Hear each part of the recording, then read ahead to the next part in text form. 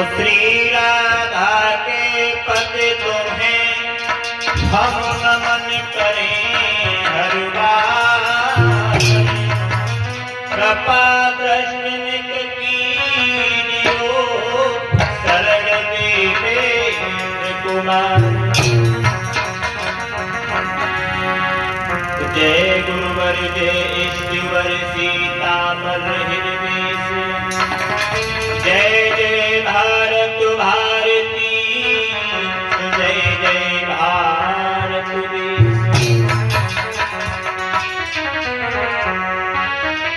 सवारी पुत्र गणेश को बारंबार प्रणाम। कृपा दर्शनिक कीजियो सुमन की छुपी लगाम।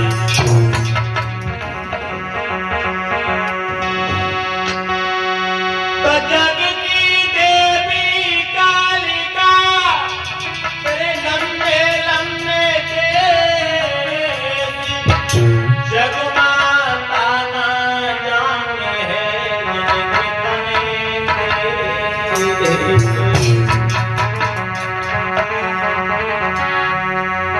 सबही दिना पन मारो मेरी याद भवानी। सबही दिना पन मारो मेरी जय ज्वाला।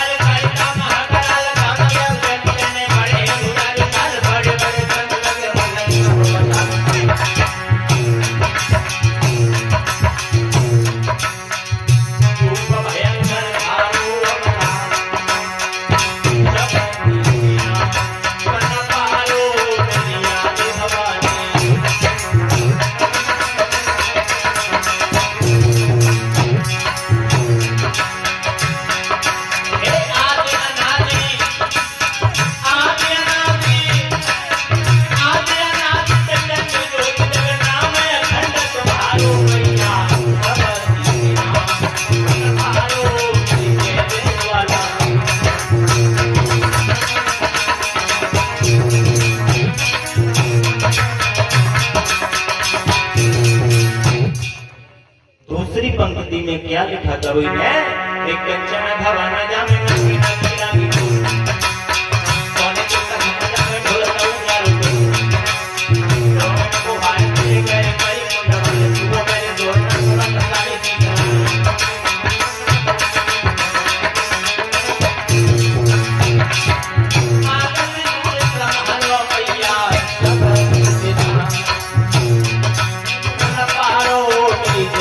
वाला।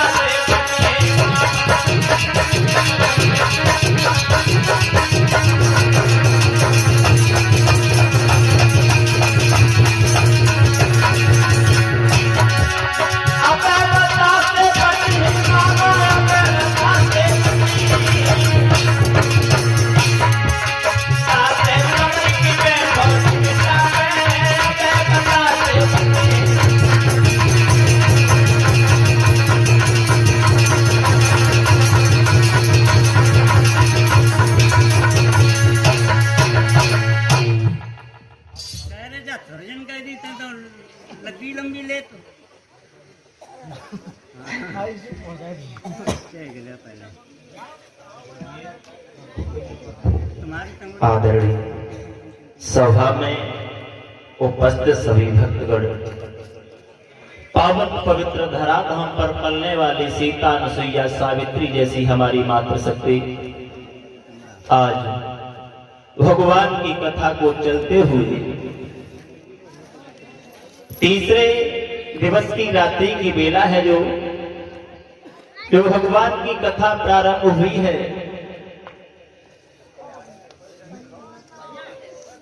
तो जहां तक हमारी आवाज जा रही हो, वहां तक के सभी भक्तों से यही निवेदन है, थोड़ा थोड़ा समय निकाल करके आए, आकर के भगवान की कथा को श्रवण करें। भगवान की कथा, भगवान की कथा से ही इस कलयुग में अगर कुछ प्राप्त करना है तो सिर्फ भगवान की कथा।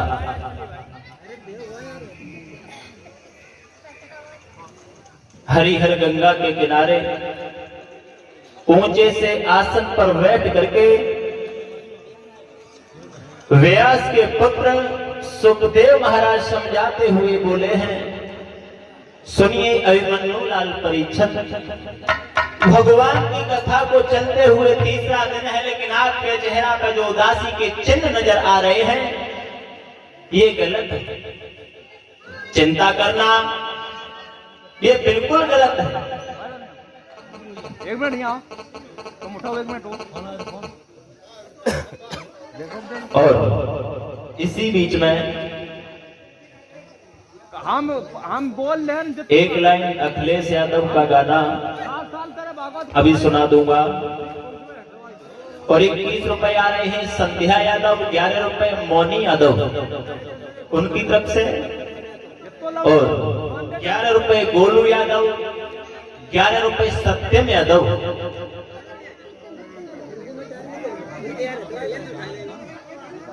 दर्द भरी गजल सुना दूंगा। और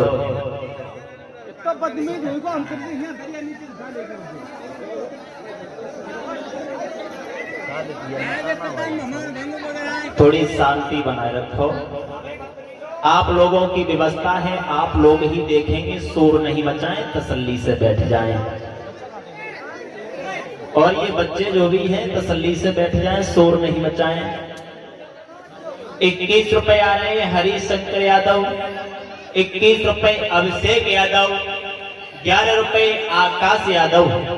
लिखा है श्याम तेरी ऊंची अटरिया मिलनो कैसे हो। अरे क्या है, हो रहा है आप वैसे ही शोर मचा रहे हो। आरती करा दूं?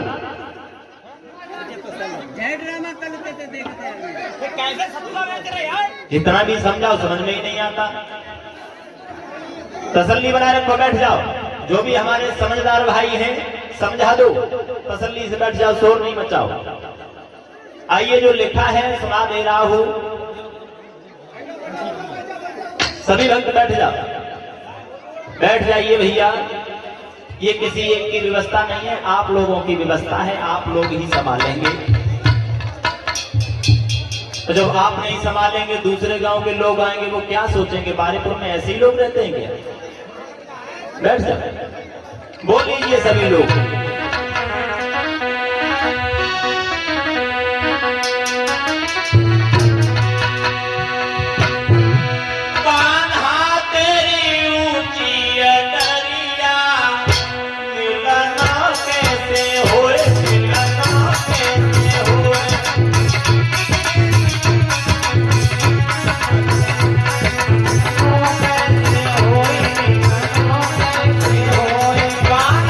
तेरी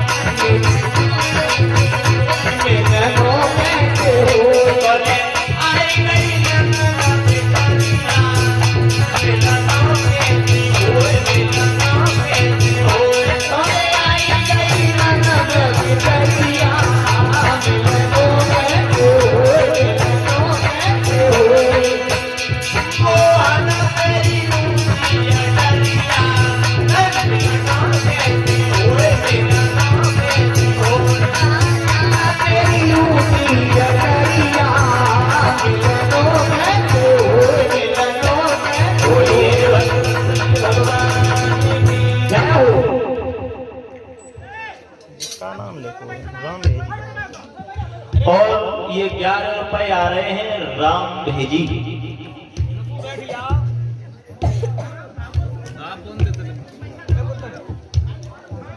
ये भजन लिखा है, सुना दूंगा अभी। और ये दर्द भरी गजल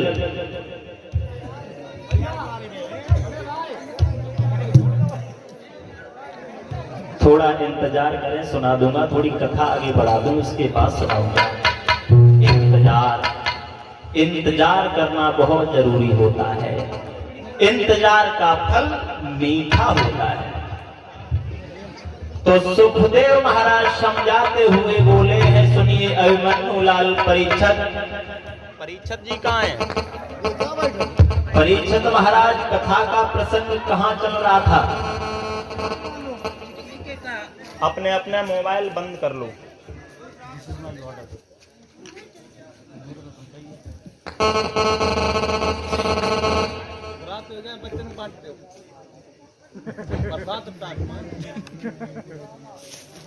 बताओ क्या चाहिए, सो बताए दे। तुम बात कर रहे वीडियो कॉल, तुम्हें भी पूरी दिखा रहे।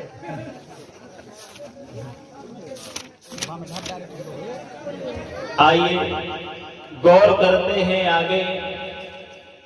सीलेस कहाँ तक कह दी थी? सीलेस ने कहा कहते जब इधर सती का अंतिम संस्कार हो जाता है तो इनका दोबारा जन्म हुआ हेमांचल नगरिया में। महाराज हेमांचल के यहाँ जब इनका जन्म हुआ है महाराज हेमांचल के यहाँ पर, तो इनके घर में बहुत खुशी। एक दिन देवर्षि नारद रास्ते से जा रहे थे तो हेमांचल ने देखा, देवर्षि नारद को अपने पास बुला लिया। नारद, ओए मेरे पास आओ। क्यों? अरे मेरे घर में एक लड़की ने जन्म लिया है। तो क्या करूं? अरे उसकी दिन दशा बता दोगी? बिल्कुल बता दूंगा। चलो हमारे घर में।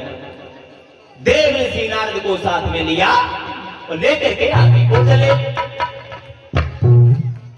तो देवर्षि नारद ने जैसे ही लड़की को देखा तो उसका नामकरण संस्कार किया। बोले,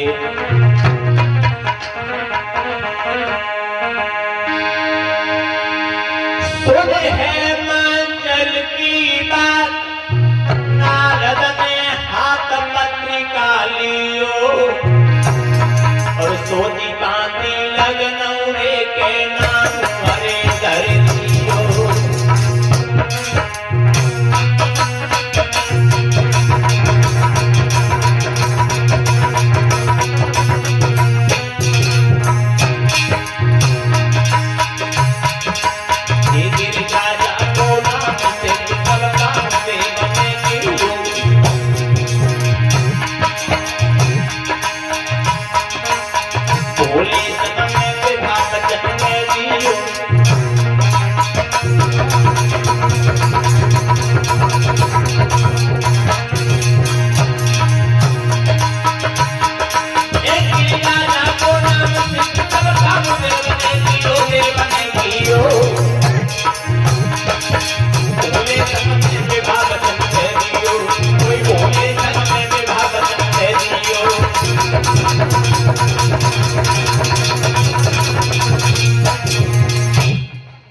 बताया, तुम्हारी लड़की नहीं बल्कि ये आदिशक्ति भवानी है।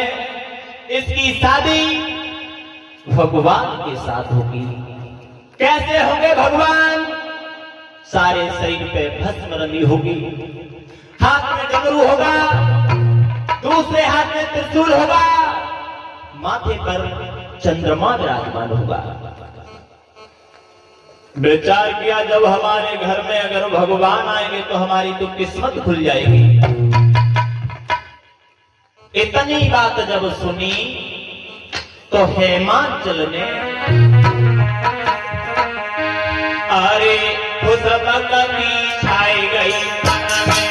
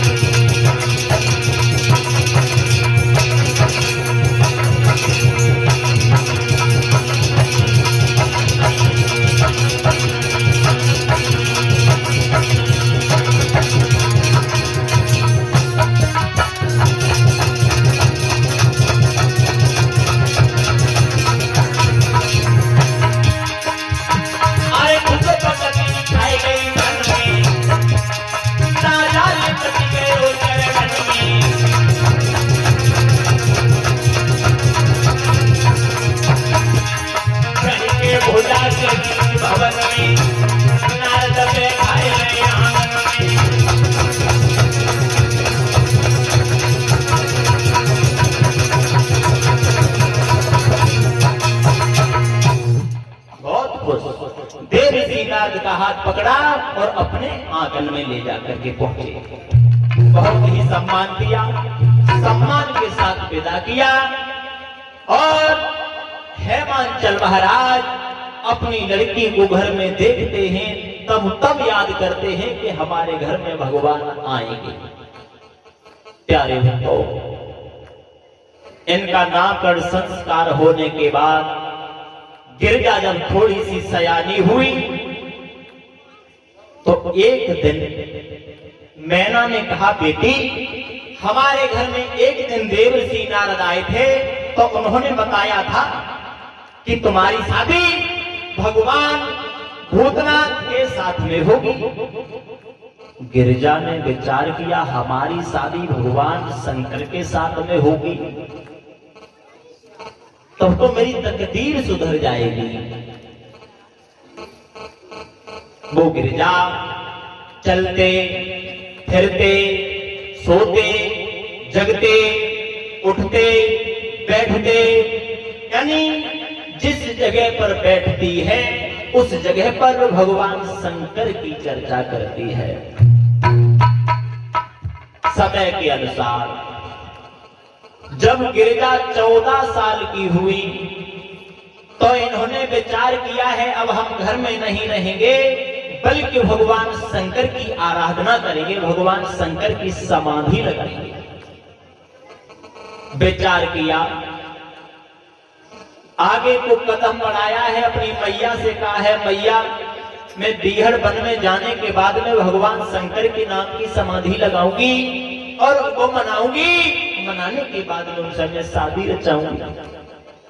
मैना बोली, बेटी अभी नहीं जाओ, अभी तुम छोटी हो, अभी नहीं, और सयानी हो जाओ तब चली जाना। गिरजा बोली, नहीं भैया मैं तो सयानी हो गई, मैं तो जाऊंगी, एक भी नहीं मानूंगी। एक भी बात नहीं मानी। वो गिरजा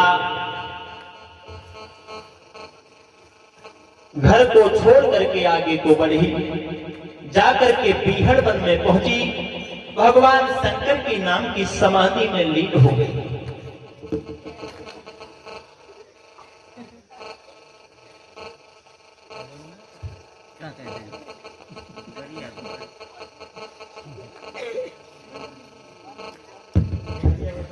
समाधि में लीन है।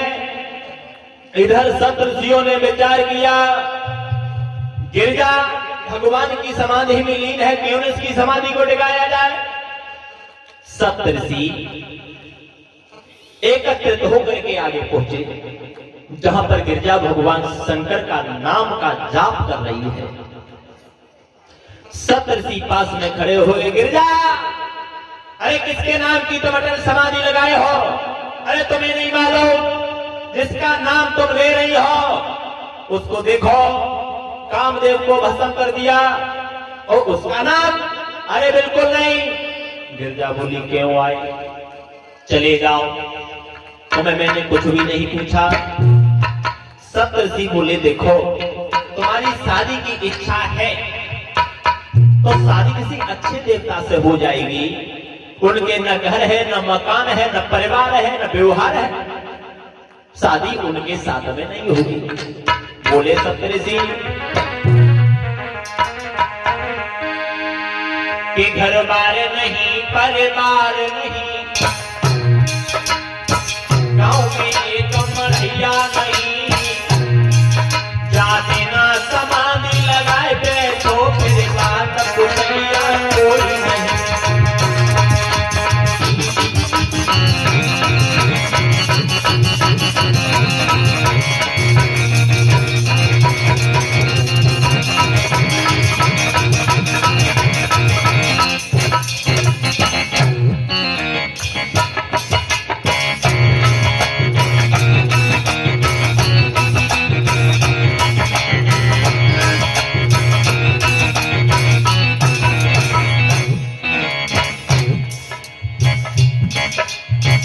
बोले हैं सप्तऋषि, तुम्हें नहीं मालूम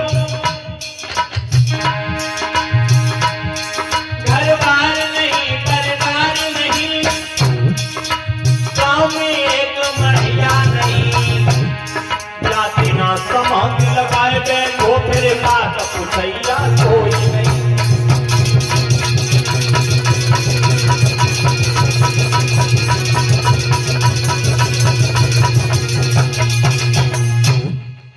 तुम शादी भगवान शंकर के साथ में मत करो।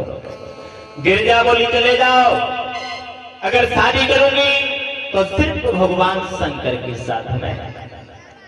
सप्तर्षि बोले देखो तुम्हारी शादी विष्णु जी के साथ में करा दूंगा। जवाब दिया चले जाओ, जो भी हमसे तुम कह रहे हो ये मुझे मंजूर नहीं है, लौट जाओ। सप्तर्षि पास में खड़े हैं, एक भी बात नहीं मानते। गिरिजा बोली है सुनो, अगर तुम हमसे कह रहे हो ना तो मेरी बात सुनो।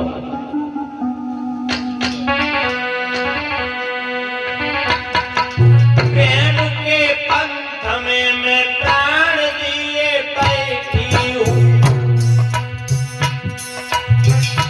अपना आप में तो भाग लिए बैठी हूं।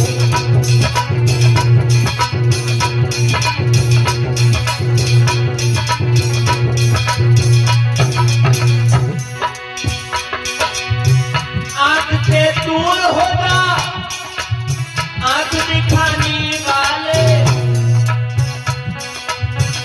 मैं तो प्रेम के प्याले को पिए बैठी हूँ, अपना आप में तो भाग लिए बैठी हूँ।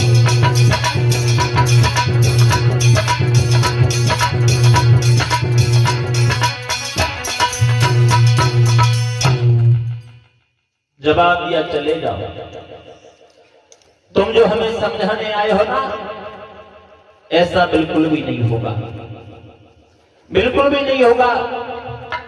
जो तुम हमसे कह रहे हो शादी भगवान शंकर के साथ में नहीं होगी तो भला किसके साथ में होगी। गिरजा ने एक भी बात नहीं मानी और उनको वापस कर दिया। इधर वापस आए तब तक एक मुसीबत खड़ी हो गई। मुसीबत क्या थी वो मुसीबत? मुसीबत ये थी एक राक्षस पैदा हो गया जिसका नाम था ताड़क। वो ताड़क नाम का जब राक्षस पैदा हुआ तो सब देवी देवता परेशान होने लगे, बहुत परेशान। देवता विचार करते हैं अब हमारे प्राण कैसे बचेंगे। देवताओं ने मिलकर के विचार किया, चलो भगवान ब्रह्मा जी के पास में चलेंगे और कोई उपाय ढूंढ करके आऊंगा। और इसी बीच में 10 रुपए सचिन यादव, 10 रुपए ऋतिक यादव, 10 रुपए अनुराग यादव, 10 रुपए भूपेंद्र यादव, 10 रुपए मनीष यादव। लिखा है भारत शान पे मरो है, बात तो हकीकत है। और 11 रुपए विजय यादव, 11 रुपए नितिन यादव, 11 रुपए अंकुल यादव, 11 रुपए अर्पित यादव, 11 रुपए रजनीश यादव। और लिखा है अखिलेश का गाना, बिल्कुल सुनाऊंगा, अभी सुनो।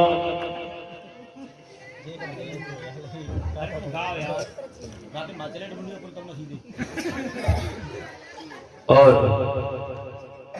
11 रुपए आ रहे हैं मास्टर राजेश यादव जो हरदोई से आए हैं, लिखा है होली सुना दो। 11 रुपए आए हैं मोहित जो हरदोई से आए हैं,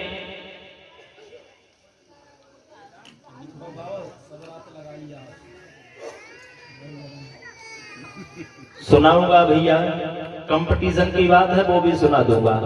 आओ पहले सपा की देख लो।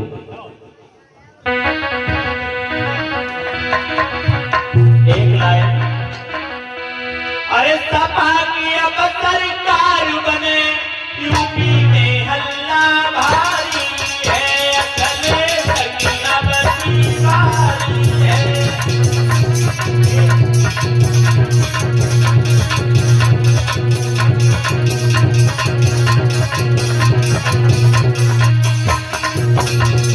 सपा की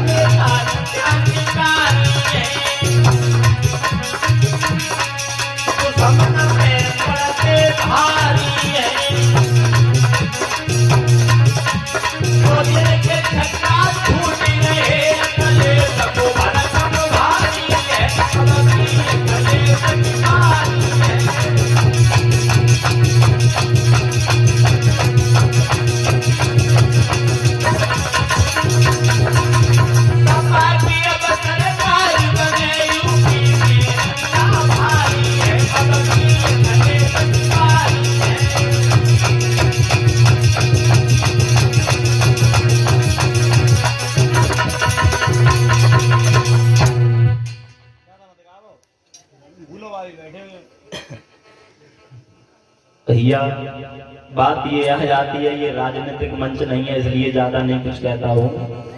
अब ये रहा जो भारत शान पे मरो है, ये वैसे तो बहुत लंबा गाना है, लाभ एक लाइन सुना दे रहा हूँ कि भारत शान पे मरो है, इज्जत नहीं गई है मेरे देश।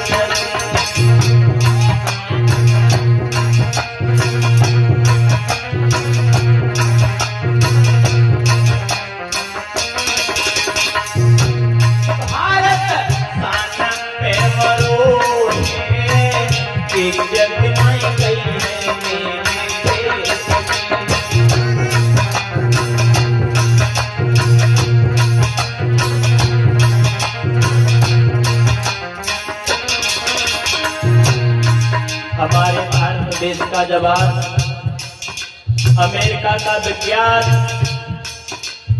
और जापान का सामान किसी से कम नहीं रहा, किसी से कम नहीं रहा। हमारे भारत के नौजवान को तो छोड़ो, जो हमारे भारत के अंदर जो घूंघट में जीवन यापन करने वाली जो हमारी माताएं बहनें हैं, वो भी किसी से कम नहीं रही। एक लक्ष्मीबाई को तुम देखो, अमर कर गई झांसी, हंसते हंसते भगत सिंह ने गर्दन डाली फांसी, हंस के देश पे मरो है, इज्जत नहीं गई है मेरे देश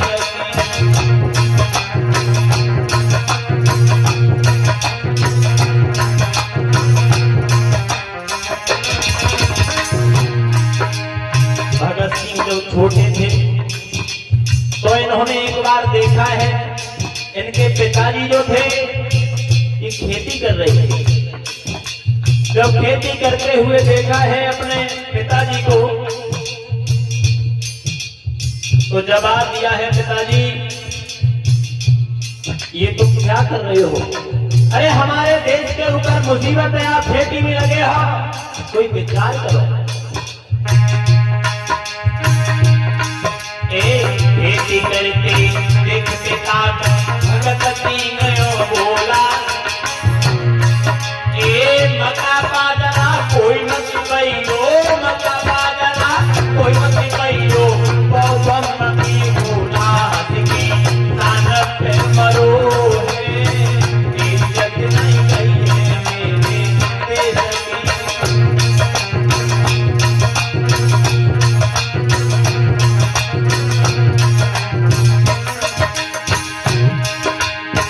सबसे पहली आवाज लगाई थी अंग्रेजों भारत छोड़ो, तो भगत सिंह के गुरुजी ने, भगत सिंह के गुरुजी का नाम था स्वामी दयानंद। इन्होंने पहली आवाज उठाई थी अंग्रेजों भारत छोड़ो, तो अंग्रेजों ने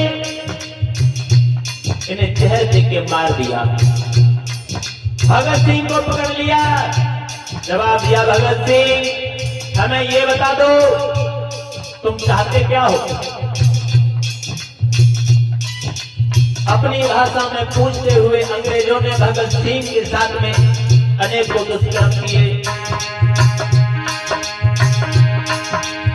कौन सहे अपराध यहाँ जो अंग्रेजों ने किए नहीं, है दुर्भाग्य के दयानंद के ज्यादा दिन से किए नहीं।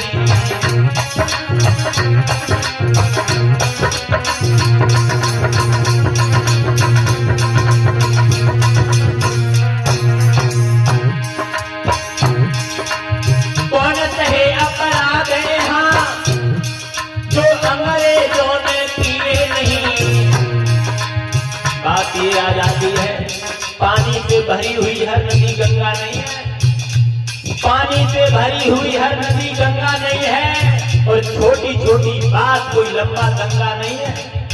हमारे देश में झंडों की कमी नहीं है, हमारे देश में झंडे तो बहुत है बाबा, लेकिन हर किसी के दिल में तिरंगा नहीं है। कौन सहे अपराध यहाँ जो भारत वालों ने सहे नहीं,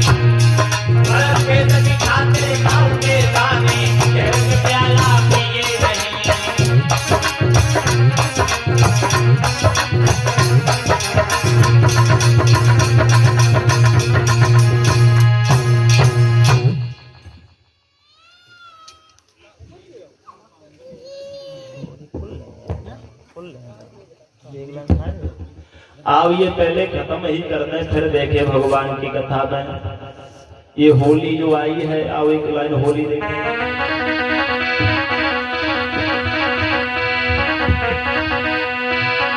बिछुआ न पैरू की नार बलम मोए बिछुआ हलाए देवा जने पैरू की बलम मोए बिछुआ हलाए देवा जने बिछुआ न पैरू की नार बलम मोए बिछुआ हलाए देवा जने बिछुआ न पैरू की नार बलम मोए बिछुआ हलाए देवा जने। पति बोला क्यों ओए हमसे कह रहे थे बिछुआ पंथ कहाँ है, तुम्हें पता ही नहीं। हाँ सुनो बोलो। बिछुआ न पैरू की नार बलम मोए बिछुआ हलाए देवा जने।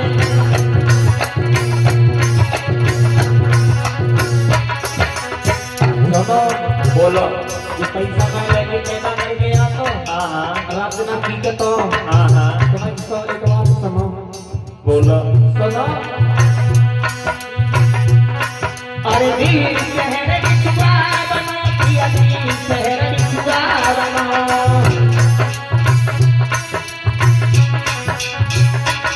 ये शहर बिछुआ बनो पिया वीर शहर बिछुआ बनो।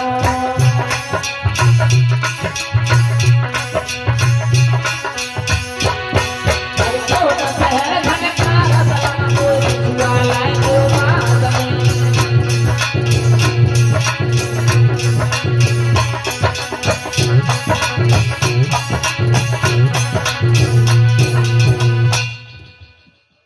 अब रह गई इनकी भैया गजल, और गजल हम ज्यादा गाना भी नहीं जानते, तब भी एक लाइन सुना देता हूँ। मेरे तकिए में खुशबू रह गई है उनके बालों की।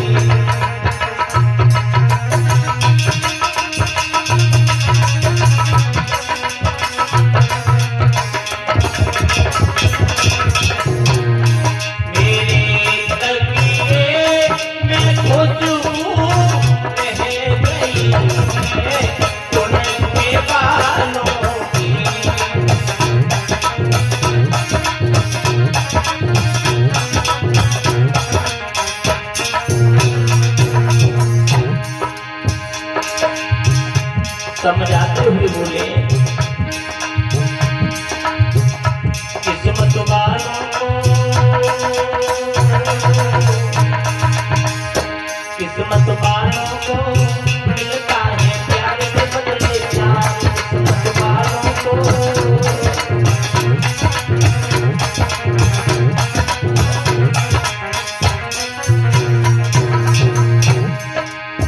फूलों के बदले मैंने कांटों का हाथ। किस्मत वालों को मिलता है प्यार के बदले प्यार। किस्मत वालों को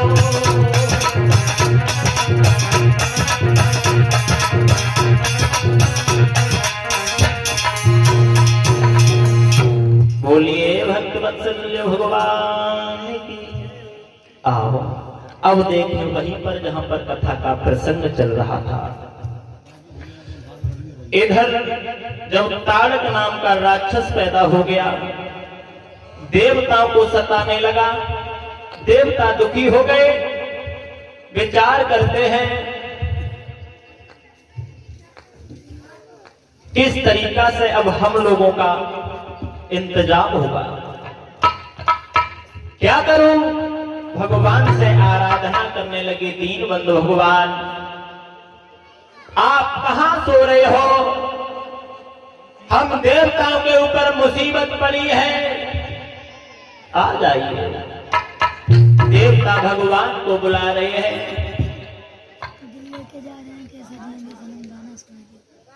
दिल लेके जा रहे हैं भैया, दिल लेके जा रहे हैं तो जाने तो सुना दूंगा, बच्चे की इच्छा है। इधर भगवान को देवता बुला रहे हैं तो आशा करेंगे आप लोग भी बुलाएंगे। भगवान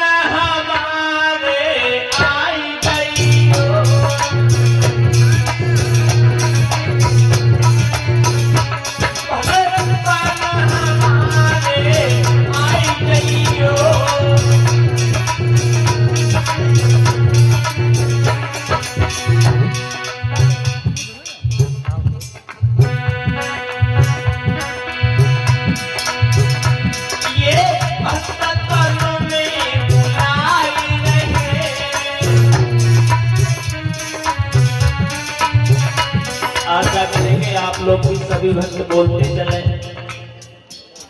वैसे मेरी आदत नहीं है, मैं ज्यादा किसी से कुछ नहीं कहता हूँ। भगवान के दरबार में बैठे हो, सभी भक्त ताली बजा करके बोलेंगे, क्योंकि ताली तो वही बजाते हैं जिनके हाथों में जान होती है। अकड़ना तो मुर्दों की पहचान होती है ना, ऐसे ऐसे नहीं, ऐसे तो हाथ कर कछुआ के होते नीचे, ऊपर हाथ करके ताली बजा के सभी भक्त बोलेंगे, ये भक्त तुम्हें बुलाई रहे,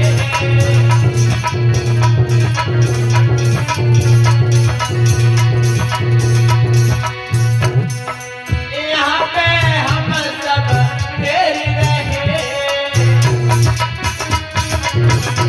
बोलिए भगवान हमारे आई रहियो,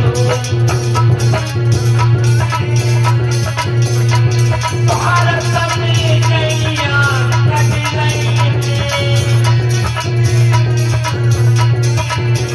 भारत में गैया कट रही है, लेकिन इनकी जान फसाई रहियो, भगवान हमारे आई रहियो,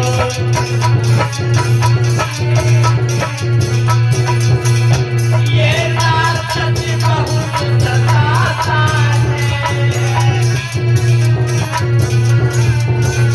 ये राक्षस बहुत सताता है, ममता लिए धरता है, लेकिन आए के दरस कराई रहियो, भगवान हमारे आई रहियो,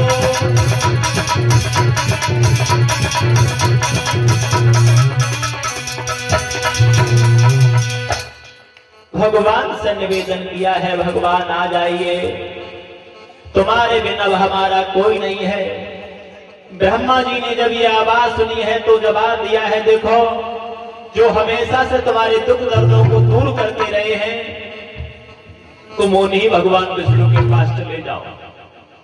भगवान विष्णु के पास में जब ये देवता लोग पहुंचे हैं तो विष्णु भगवान बोले हैं, देखो इसमें मैं कुछ नहीं कर सकता, जो भगवान शंकर का पुत्र होगा कार्तिकेय, वो इस राक्षस का वध करेगा, इसके अलावा दूसरा कोई उपाय नहीं है, तुम चले जाओ। देवता लौट आए, आकर के विचार विमर्श किया है, सोचा है, अब कब भगवान शंकर की समाधि खुलेगी, न जाने कब शादी होगी और न जाने कब पुत्र होगा, तब कहीं इसका संहार होगा, दिन बहुत लगेंगे, तब तक देवता एक भी नहीं बचेगा। बहुत दुखी, तो देवताओं ने कामदेव को पास में बुलाया, कामदेव से कहा है, कामदेव चले जाइए, भगवान शंकर की समाधि को डिगा के आइए। कामदेव ब्रह्मा उर्वशी अप्सराओं को लेकर के चले, जाकर के पहुंचे भगवान शंकर के पास में। पिता मने वहां जाते जाते अपनी माया फैलाए डाली,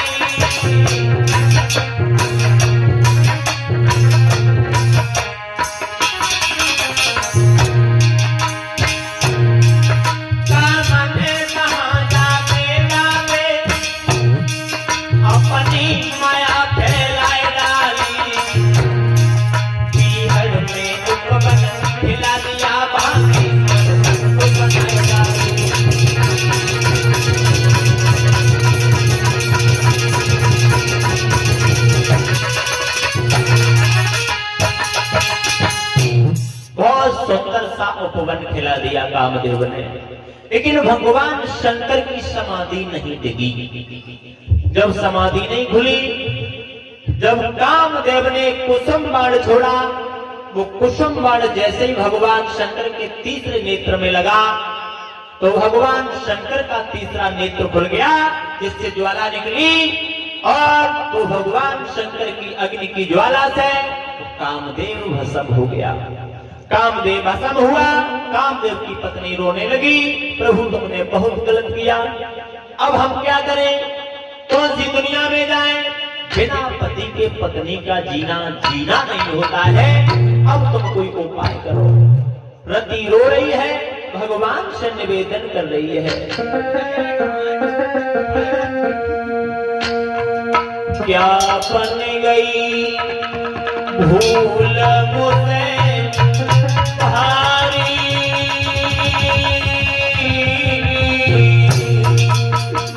जो विधवा में करे डाली, क्या बन गई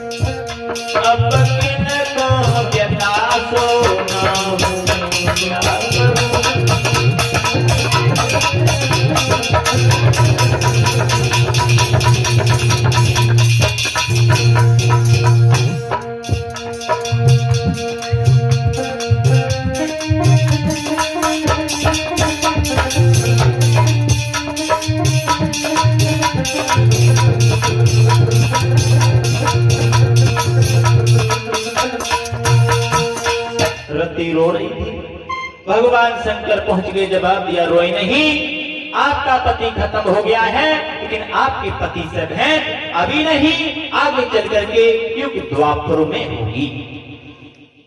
बार बार समझाने के बाद रति रोने लगी। रति ने एक बात कही है, प्रभु तुम्हें नहीं मालूम बिना पति के मैं कैसे जीऊंगी?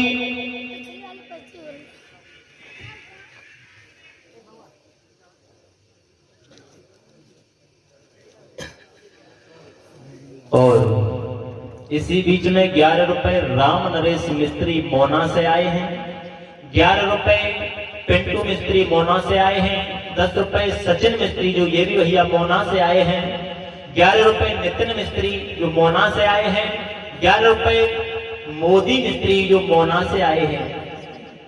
लिखा है आला में छाप। और 11 रुपए रजनीश राठौर, 11 रुपए अंकुल यादव, 11 रुपए अर्पित यादव, आल्हा की छाप।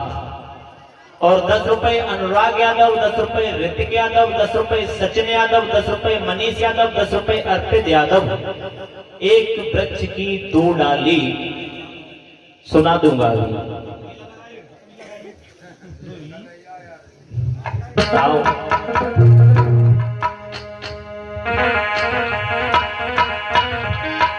अरे रावण बड़ गौ बड़ लंका में, महुब में बड़ थिरगा परिवार, उनकी लंका थी सोने की, उन घर कटी माल की माए।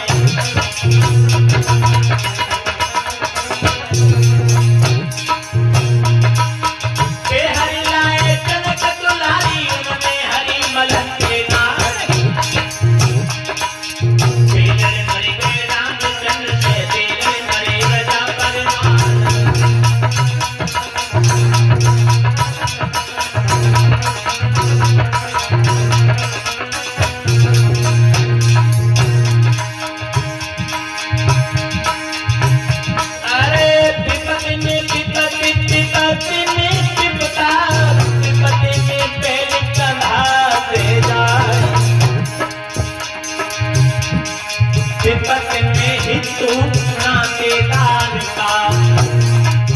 बरते में भैया पीठी दे जा।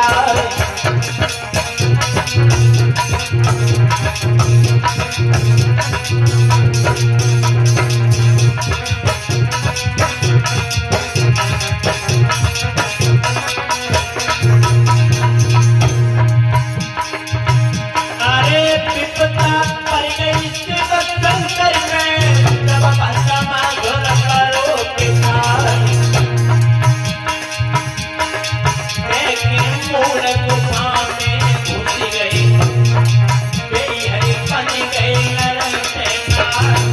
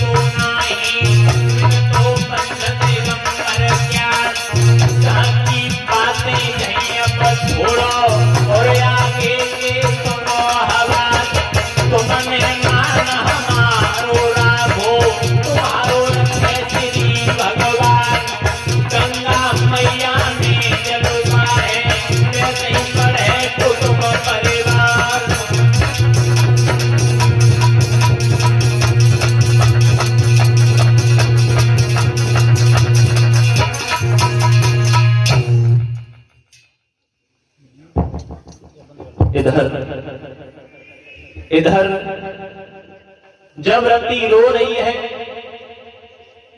रति को धैर्य बंधाने के बाद तब भी रति को धैर्य नहीं आया। रति ने हाथ जोड़े जवाब दिया, प्रभु कोई उपाय करो। भगवान शंकर कहने लगे, युग द्वापर का इंतजार करो, उससे पहले कुछ नहीं हो सकता है। रति को घर पे भेज दिया। इधर सप्तऋषियों ने फिर से विचार किया, चलो अब भगवान शंकर के पास में चलेंगे। सप्तऋषि भगवान शंकर के पास में पहुंचे, दोनों हाथ जोड़े जवाब दिया, प्रभु हम देवताओं के ऊपर मुसीबत है, अब अगर आपकी समाधि खुल गई है तो आप शादी कर लो। भगवान शंकर बोले, नहीं, बिल्कुल नहीं। अरे हम जिस पत्नी से शादी करते हैं वो हमारा साथ नहीं देती, पर कहीं छोड़ के चली जाती है। सप्तऋषि बोले, प्रभु कोई उपाय। जवाब दिया, उपाय क्या है? शादी में नहीं करेंगे। सप्तऋषियों ने हाथ जोड़े जवाब दिया, प्रभु शादी तो करनी पड़ेगी। अरे वो गिरजा तुम्हारे नाम की माला जप रही है। भगवान शंकर कहने लगे, देखो सप्तऋषियों, एक बार जाकर के देखो कि वो गिरजा हमारे ही नाम की माला जप रही है या अपने दिल का देवता किसी और को मान बैठी है।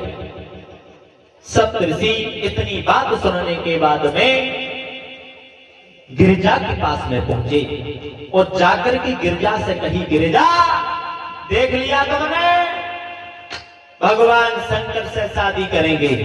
अरे भगवान शंकर ने कामदेव को भस्म कर दिया।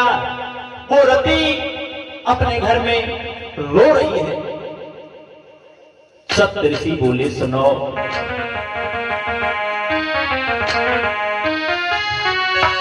कि गिरजा हम तब समझाते थे, हर दिन मतलब बात न जाती हो, तो कामदेव तो भस्म भयो।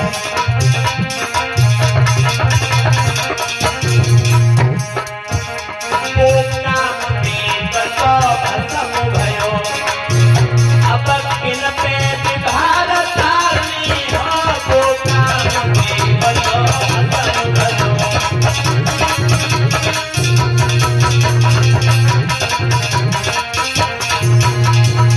जवाब दिया कि व्यर्थ में अपने जान को आफत में डाले हो। अरे छोड़ दो। गिरजा बोली, सप्तऋषियों, उस दिन तो बड़ी मुसीबत से भेजे, आज तुम फिर आ गए, लौट जाओ, शादी करेंगे तो सिर्फ तो भगवान शंकर से। गिरजा नहीं मानी। तब सप्तऋषियों ने कहा, देखो गिरजा, जिसका आप भजन कर रही हो, जिसका आप चिंतन कर रही हो मैं उन्हीं का भेजा हुआ आया हूँ। और तुम एक काम करो, तुम अपने घर पे चलो, तुम्हारी शादी होगी। सप्तऋषि गिरजा को लेकर के गिरजा के घर पर छोड़ते हैं। इधर कुछ सप्तऋषि भगवान शंकर के पास में पहुंचे नारद को लेकर के। जवाब दिया, प्रभु अब तुम दूल्हा बनो, बारात लेकर के चलो। बनाएगा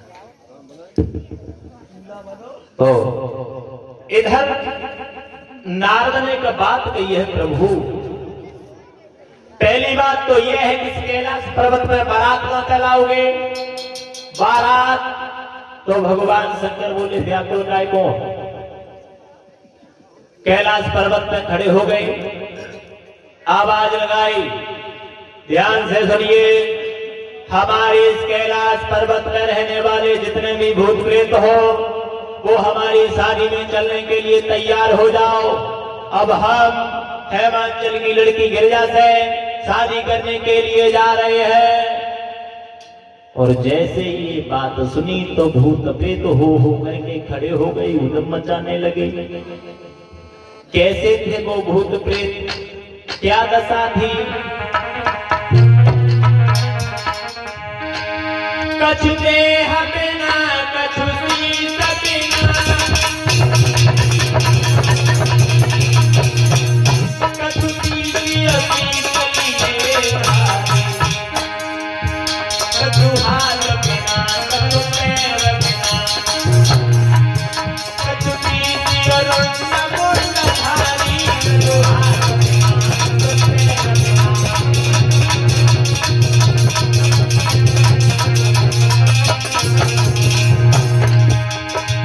कछु पैर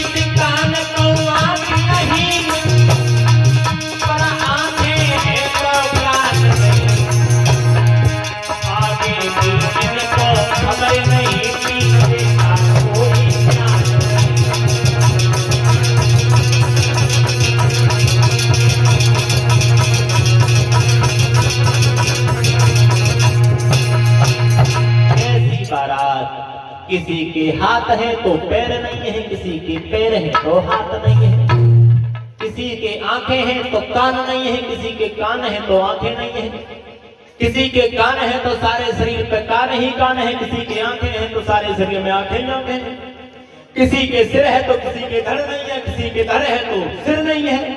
कैसी थी बारात? बारात जब एकत्रित हुई है, बोले बाबा बोले नारद अब बैंड बाजा की भी जरूरत नहीं है, क्योंकि भूत प्रेत बहुत शोर मचा रहे हैं। नारद बोले प्रभु एक काम करो, सबसे पहले बात यह कि हल्दी मंगाओ, तुम्हारा श्रृंगार होगा। भगवान शंकर कहने लगे नारद इस कैलाश पर्वत पे हल्दी कहां से आएगी? अरे यहाँ पर हल्दी का कोई काम नहीं है। तो भगवान शंकर ने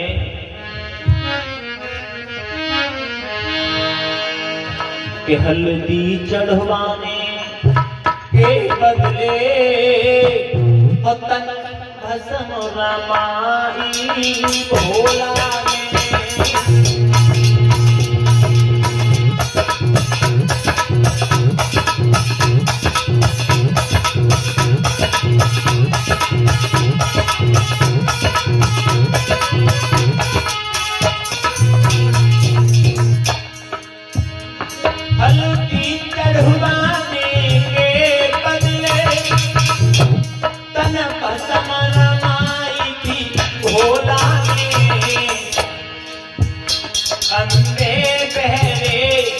भूतन की बारात सजाई भोला।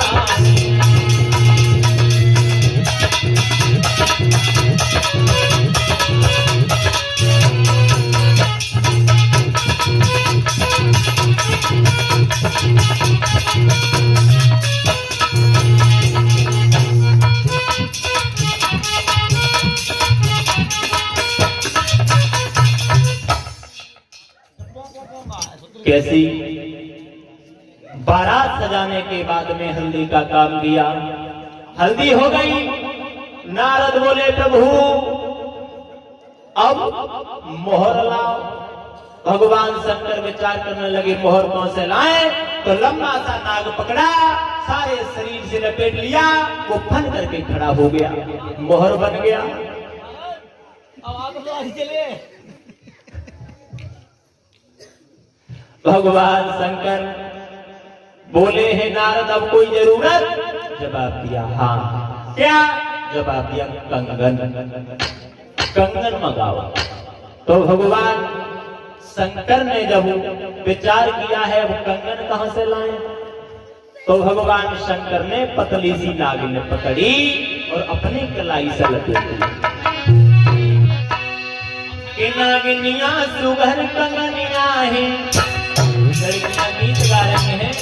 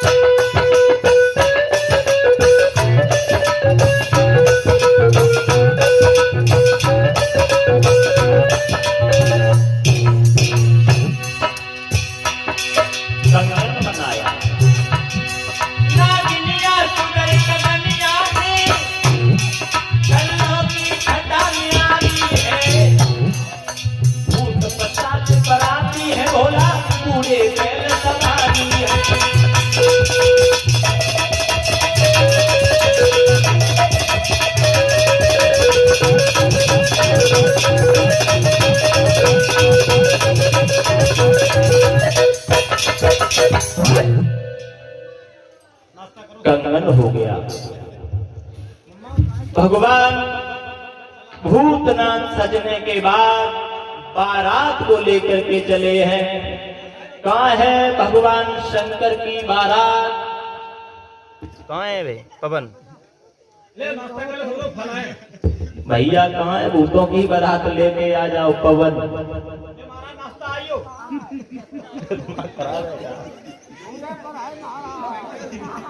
इधर बारात चली है,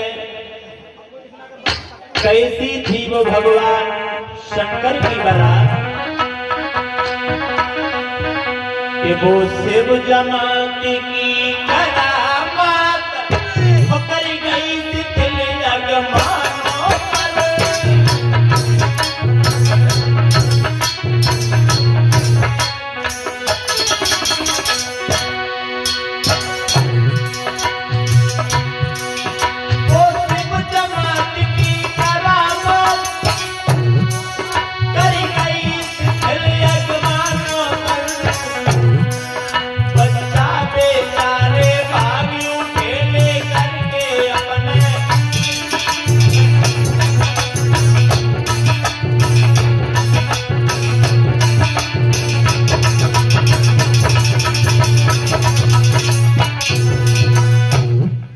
बारात चली,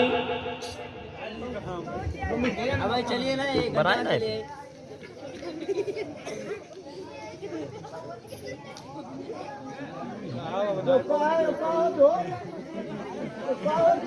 इनके साथ जितनी पर्ची हैं सब यही बोलते हैं। हाँ सब बोलते हो ये बरात कुंदे बैग आए इतनी नाश्ता कराए दे कुंदे बैग आए। इधर तो बारात चली है और ये जो एक भजन है और साथ साथ 21 रुपए आ रहे हैं अजब सिंह यादव, 21 रुपए संतोष यादव, 21 रुपए विमलेश यादव। ये भक्त जो दान अर्पण कर रहे हैं, भगवान हमेशा सद्बुद्धि प्रदान करे, हमेशा धर्म कार्यों को हाथों को यूं ही अग्रसर करता रहे। और जो हमारे पास में 51 रुपए आए हैं पवन कुमार, इन्होंने लिखा है एक भजन। ये भजन अंत में सुनाऊंगा, इस भजन सुनाने के बाद में ही आरती कराऊंगा। और रहा ये एक वृक्ष की 2 डाली, आइए ये भी सुना दूं।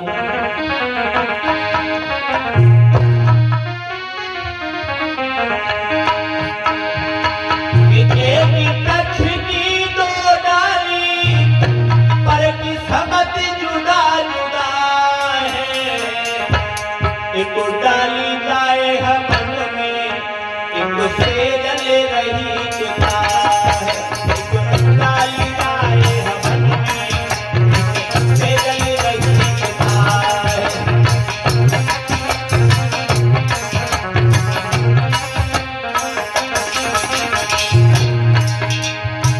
ऐसी होती है किस्मत।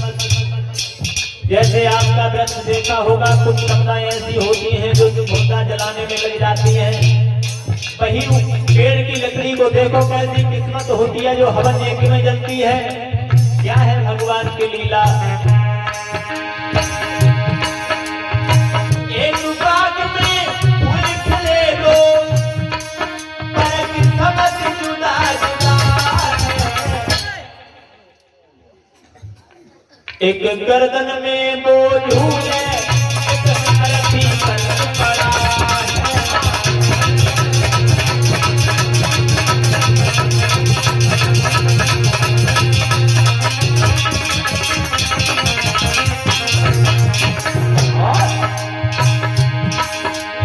एक पत्थर के दो टुकड़े, पर किस्मत जुदा जुदा है।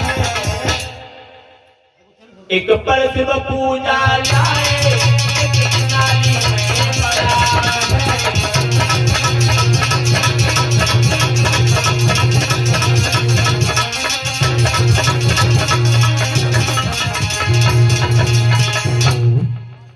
इधर जब बारात पहुंची है, लड़कियां गिरजा को साथ में लेकर के आरती का थाल सजा करके चली हैं और भगवान शंकर के पास में पहुंची।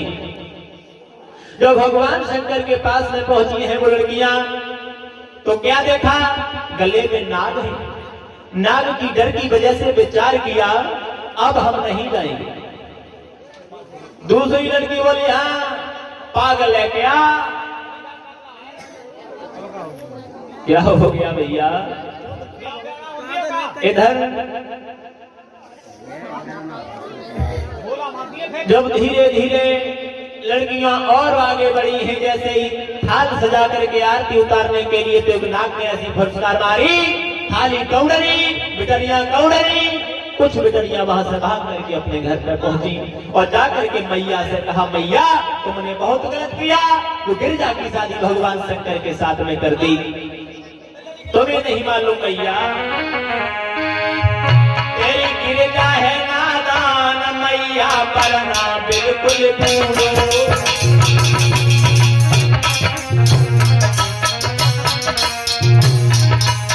ना जाने का देख के, ना जाने का देख के, शिव शंकर को ढूंढो।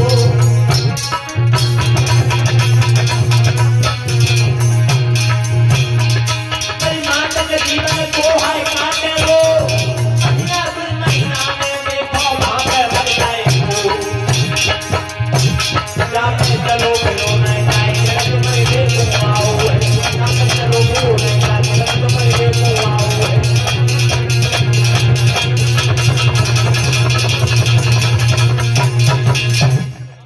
जवाब दिया, मुझे ऐसा लगता है कि वो दूल्हा अगर ज्यादा जीवित रहे तो महीना 2 महीना खूब चलेगा, तो 6 महीना इतने से ज्यादा नहीं जिएगा। प्यारे दोस्तों, धीरे धीरे लड़कियों ने बहुत समझाया, माँ की समझ में आ गया। नारद को पास में बुला लिया। नारद, अरे तुमने कौन सा पूर्व जन्म का बदला हमारे साथ में लिया है?